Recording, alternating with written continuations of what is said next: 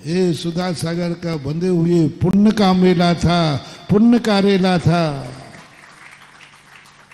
पुण्य का रेला। उसको खुशी मनाने की जरूरत नहीं है, क्योंकि पुण्य का कोई भरोसा नहीं, कब बीच मझधार में कब छोड़ दे। पुण्य पाप फल माई हरख बिल ख्यो मत भाई, यह पुद्गल पर जाए उपज बिन से थिर नाही। ये जितने भी कार्यक्रम, जितने भी वैभव, जितने भी जयकार है, इनको अपने स्वयं की जयकार नहीं मानना चाहिए मुमुक्षु को, स्वयं की प्रभावना नहीं मानना चाहिए मुमुक्षु को, स्वयं के गुणों का अनुराग नहीं मानना चाहिए मुमुक्षु को कि देखो ये मेरे गुणों से अनुरागित है। ये सब पुण्य की महिमा है। ये बात अलग है कि गुणवान के पास ही ऐसा पुण्य होता है, गुणवान के पास ही ऐसा पुण्य होता है, लेकिन होता वो सब पुण्य है और वो पुण्य बांध देता है। और अशोक नगर में तो इस चतुर्मास में क्या पुण्य का सागर लहराया है।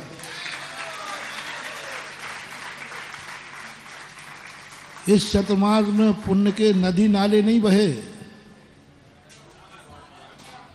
इस चतुर्मास में तो पुण्य का सागर लहराया है, जैसे मान लो पुण्य का सागर उमड़ आया है। पूरे 3.5 महीने के लगभग ऐसा पुण्य का सागर। नदी नाले का तो यहां देखने पता ही नहीं था कि नदी कहाँ है, नाला सब सागरमय था। और इस युग में पुण्य का सागर अभी तक अपना मंडराता रहा, लेकिन मैं इस सागर में मग्न नहीं हूं। तुम लोग मग्न हो सकते, मैं मग्न नहीं हूं, क्योंकि ये पुण्य का सागर उमड़ा है। और जब पुण्य साधु के पुण्य का सागर उमड़ता है तो ग्रस्तों की पौवारा होती है, ग्रस्तों की पौवारा होती, ग्रस्तों का दिवाली होती, ग्रस्त जीवन धन होते हैं जब साधु का पुण्य कभी साधु के काम नहीं आता। साधु पेड़ के समान होता है, पेड़ की छाया कभी पेड़ के काम नहीं आती, पेड़ की छाया कभी पेड़ के काम नहीं आती है। साधु वृक्ष के समान होता है, वो अपने पुण्य को स्वयं भोग नहीं करता, लेकिन साधु का यदि पुण्य हो तो उस भक्तों को शीतल छाया मिलती, उनका जीवन धन्य हो जाए। जितना जितना तुम्हारे गुरु का, जितना जितना तुम्हारे भगवान का पुण्य होगा, उतना उसके नीचे बैठने वाले भक्त को आराम और आनंद है। पेड़ हरा है, पेड़ को क्या लाभ है, वो तो धूप में ही रहता है। ऐसे ही साधु हैं, साधु पेड़ के समान होते, उनका कितना भी पुण्य का उदय आ जाए, कितना भी पुण्य का उदय आ जाए, वे उस पुण्य को भोगते ही नहीं।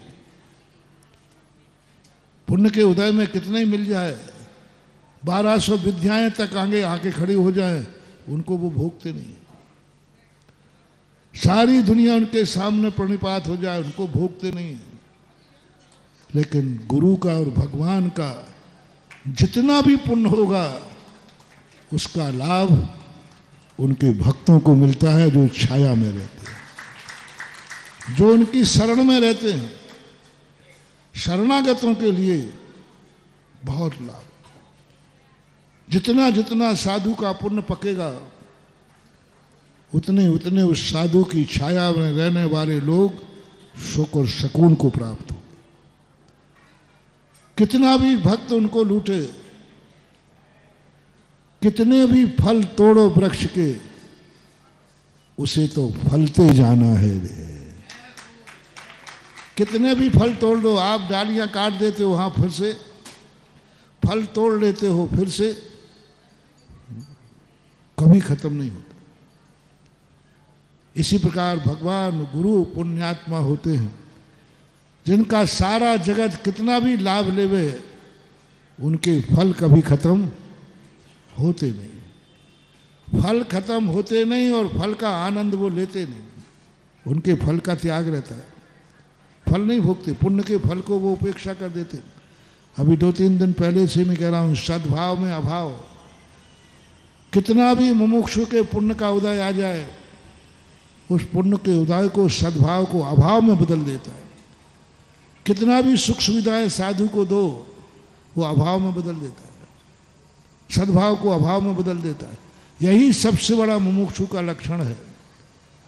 जितना जितना सद्भाव होगा, उतना उतना उसको जीवन में अभाव की स्थिति बनती है, और ऐसे अभाव में जीता है। इसलिए 4 महीने पुण्य का सागर लहराया, पूरा अशोक नगर खुश है। लेकिन भैया ध्यान रखना, 2 में से एक ही सुखी रहता है। हम आहार को उठते हैं तो तुम सुखी हो, हम दुखी हैं। और जिस दिन हमारा उपवास होता है, हम सुखी हैं, तुम दुखी हो। 36 का आंकड़ा है। तुम माला फेरते हो, हे भगवान महाराज को आहार, वो उपवास नहीं कर ले में, नहीं तो 1 चौका।